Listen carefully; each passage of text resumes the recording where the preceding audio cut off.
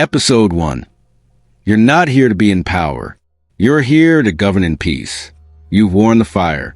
You've carried the storm. You've stood in places where the ground trembled.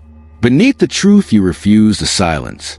But now, you don't move with fury. You move with governance. This is a new posture. Not louder, not brighter, but deeper. There's a stillness on you now. That doesn't ask for attention, but demands alignment.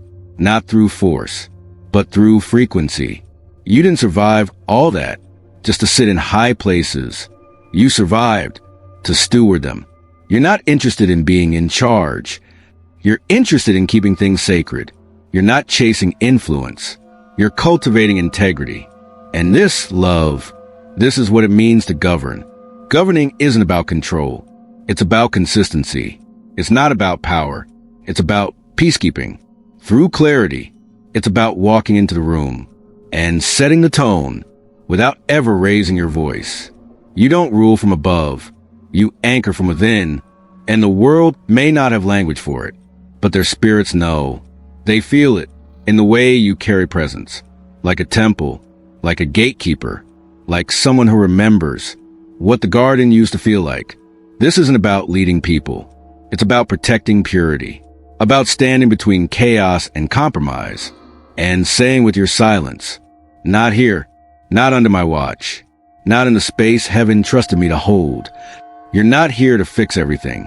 You're here to uphold alignment, to cultivate environments where truth doesn't need to shout, because it's already woven into the walls. They may call you passive, but peacekeepers are never passive. They are strategic. They are sentinels. They are the reason storms back off, without explanation, because some atmospheres obey presence alone. You don't need the throne. You are the threshold, the place where chaos ends and clarity begins, where people enter and feel their soul realign without knowing why. This is what governing looks like.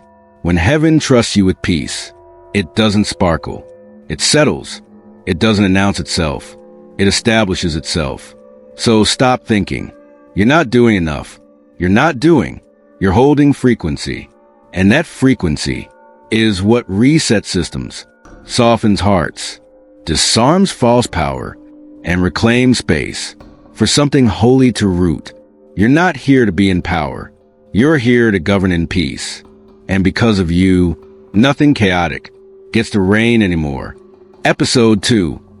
You're not holding authority. You are authority.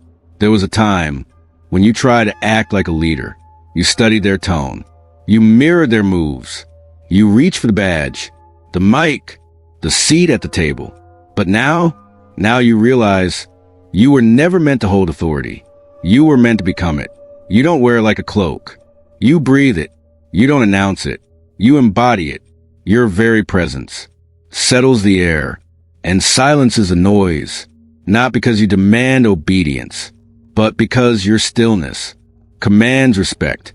Authority is not a tool you carry. It is a spirit you surrender to. And when you walk in that, systems shift, eyes lower, falseness flees, not because you threatened, but because your truth doesn't blink. You're not flexing anything. You're fused with what heaven poured into you when you said yes to becoming someone who doesn't just say alignment, but is alignment. They won't understand how you do it, how you say so little, yet change so much.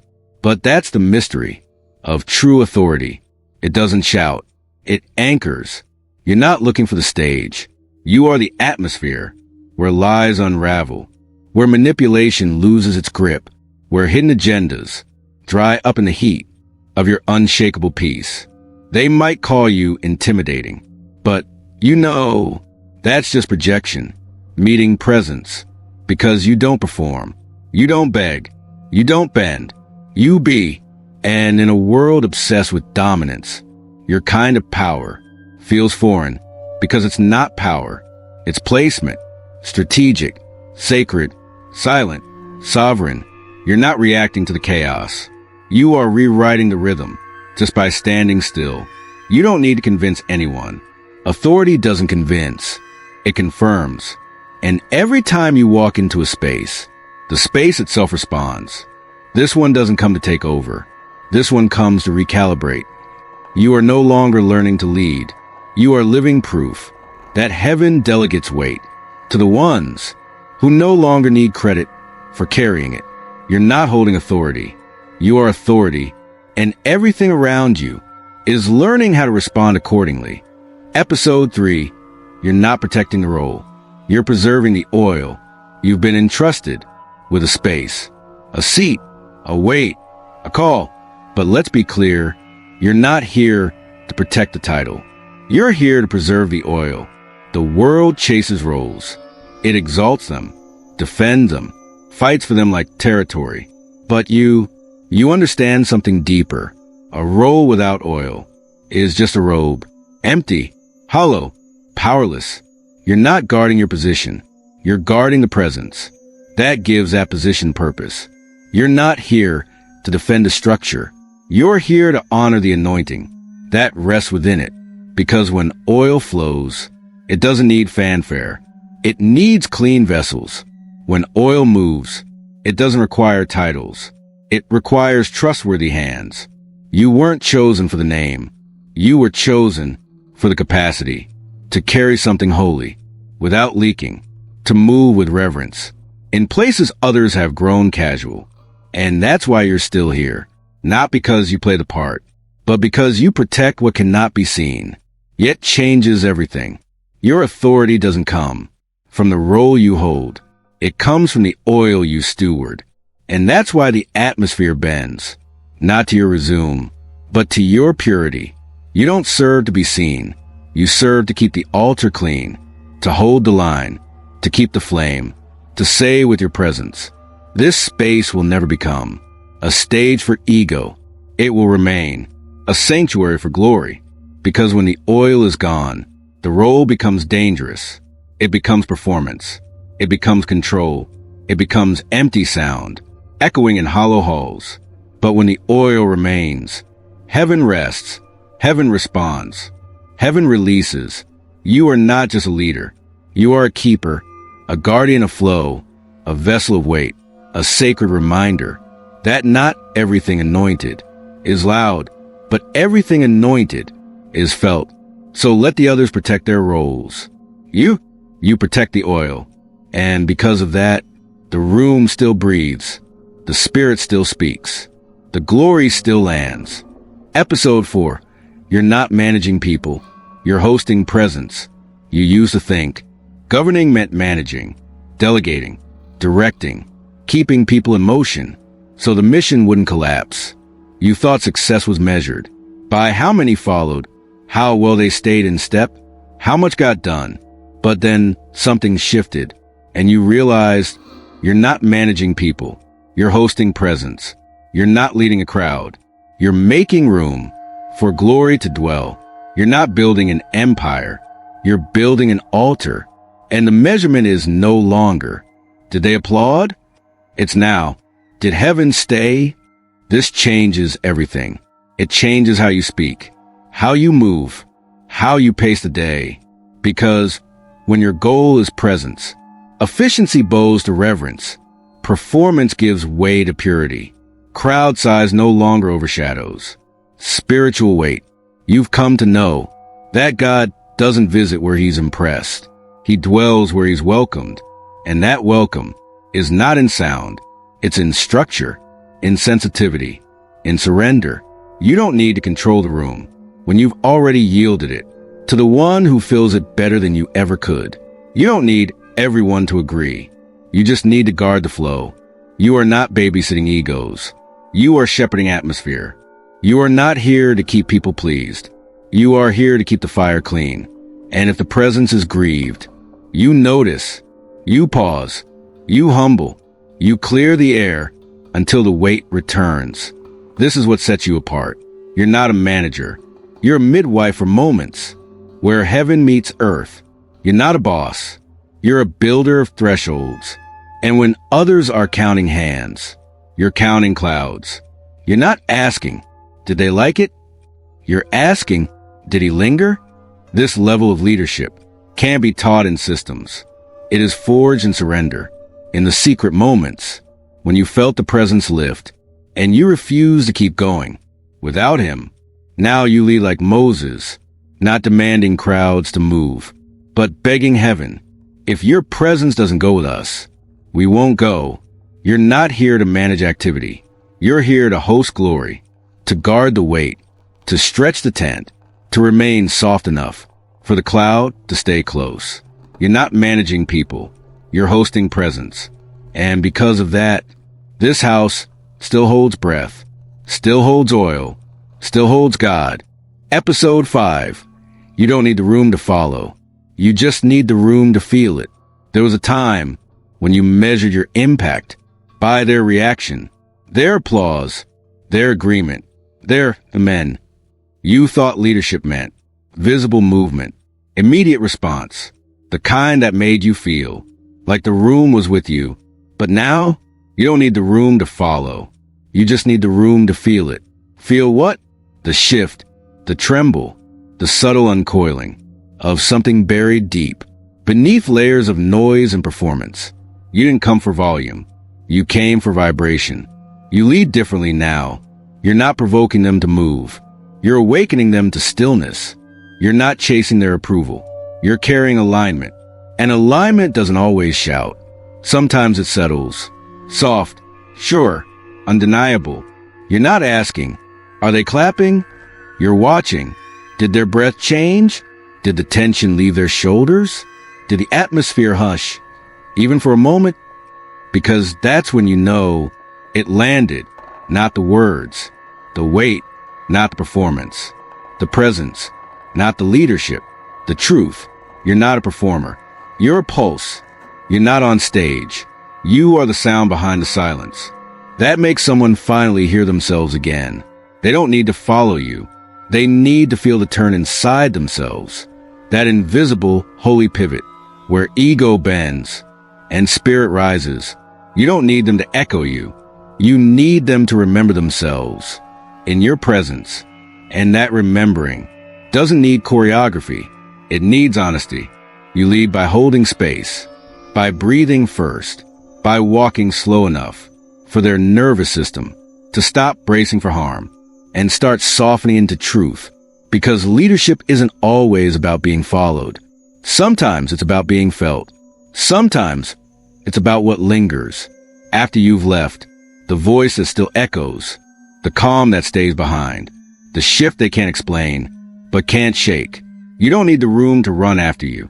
You just need the room to wake up to what they already carry. You're not herding sheep. You're holding frequency. And when frequency is real, it leads everything without forcing anything. So no, you don't need the room to follow. You just need the room to feel the flame and know it was real.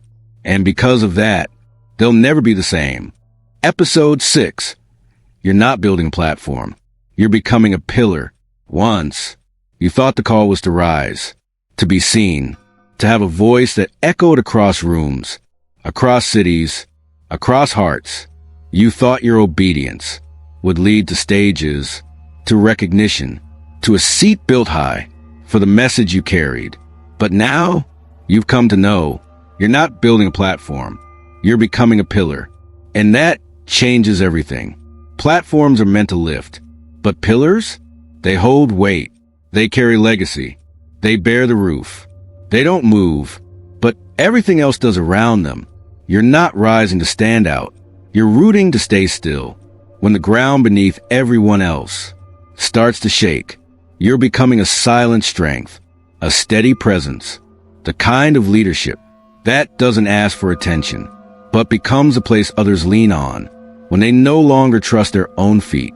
Platforms crave audience. Pillars crave integrity.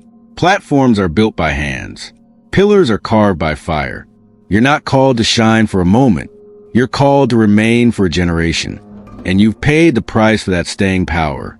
In silence, in sacrifice, in seasons where nothing was built, but everything was being formed in you. You don't need the spotlight. You become the structure that holds it all together. You're not the event. You're the evidence that God plants people so deeply in truth that even storms cannot relocate them. People may forget platforms, but they lean on pillars. When the winds rise and the lights go out, they don't come for the show, they come for strength. And strength is what you carry now, not by shouting, not by swaying, but by standing long enough for others to realize this ground is holy because you never ran when it would have been easier to disappear. You are not here to build something flashy. You are here to become something eternal, not made of lights, but of covenant, not made of applause, but of unshakable resolve. You are a keeper of the house, a sacred post, a holy echo of what remains when the crowds go home and heaven still lingers. You're not a name on a flyer. You're a foundation beneath the altar. And because you said yes to becoming this, others now know where to lean. When their voice trembles and their belief feels thin, you're not building a platform. You're becoming a pillar. And pillars don't chase attention. They carry glory. Episode 7. You're not rising for the crown. You're rising for the weight. It may look like elevation. It may sound like promotion. To others, it might seem like favor finally found your name. But deep down, you know the truth. This isn't about being lifted up to be admired. This is about being positioned to carry something heavy, something holy. You're not rising for the crown. You're rising for the weight. The crown is visible. The weight is felt. The crown gets attention. The weight gets authority. And while they celebrate your seat, heaven watches how you steward what it placed on your shoulders. Because the higher you go, the less it's about you. The more you carry, the more silence surrounds your obedience. And now you walk with reverence, not for the spotlight, but for the assignment. This isn't a rise for power. It's a rise into burden bearing, not burdens of shame, but burdens of glory, the kind that crushes the unprepared, but strengthens the surrendered. You were not called to wear something gold. You were called to carry something eternal, something that won't make you shine, but will make you stable. You didn't ask for this level. It came looking for you because heaven saw you no longer needed the reward. You were ready for the responsibility. Now you rise, not to be crowned, but to cover, to shelter those who are still shaking, to speak where truth has gone missing, to stand where compromise collapsed. They will see your posture and call it honor, but only you and God know the cost, the crushing, the fire, the silence where no one clapped. But heaven kept building your spine. You're not here to collect medals. You're here to carry momentum, the kind that doesn't fade after applause, but remains after the war. This is the weight of governing, the invisible load that doesn't show up in titles, but in the way your feet don't flinch on trembling ground. And yes, it's heavy, but you're ready, not because you trained, but because you died to yourself enough to be trusted. You're not rising for crown. You're rising for the weight. And because of that, what you carry will outlive your name. Episode 8. You're not being elevated to lead. You're being elevated to cover. Everyone sees the rise and assumes leadership. They call you chosen, anointed, set apart, and you are, but not for what they think. You weren't elevated to stand above. You were elevated to stand in between, to cover, to shield, to protect what's still too tender, to fight for itself. You are not being lifted to command. You are being positioned to guard, to spread your spirit like wings over promise that hasn't fully formed. This is not the kind of leading that needs a stage. This is the kind of covering that bleeds in silence and whispers in intercession when no one knows. You've been on your knees for hours. You're not here to push people forward. You're here to stand between them and what would devour them, to be the stillness before the storm, to be the wall that doesn't crumble when everything else does. This is the elevation of watchmen, of intercessors, of quiet generals who hold the line with nothing but conviction and divine weight in their bones. You're not being raised to shine over them. You're being raised to hover above them, to shield from what they can't see, to speak what they can't yet believe, to pray what they don't even know they need. This isn't about applause. It's about assignment, not about calling attention, but about taking responsibility. God didn't raise you to enjoy the view. He raised you because the battlefield needed higher ground, and you were willing to go where others couldn't breathe, just to create space for someone else to be born.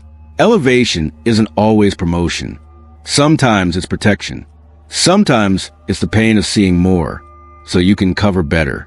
Sometimes it's knowing what's coming before they do and preparing in silence. You don't wear armor to be admired.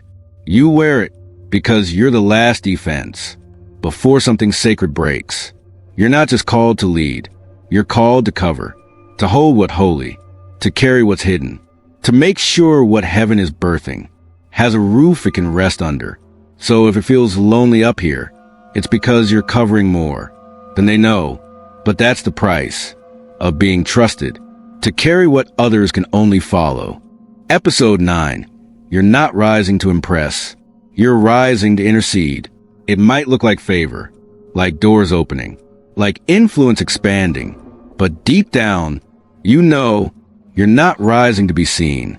You're rising to stand between, not between people and applause, but between heaven and earth, between judgment and mercy, between what is and what could be if someone dared to pray it through. You're not being raised to impress rooms.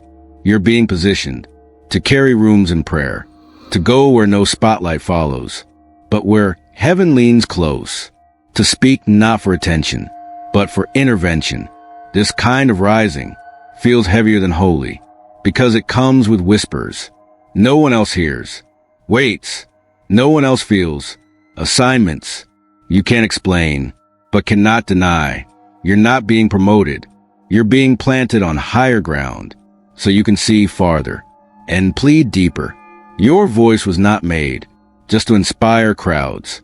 It was shaped in groaning, in silence, in hidden rooms where you learned to speak the language of heaven, where you learned how to wrestle for someone else's breakthrough like it was your own. You don't rise to lead from above.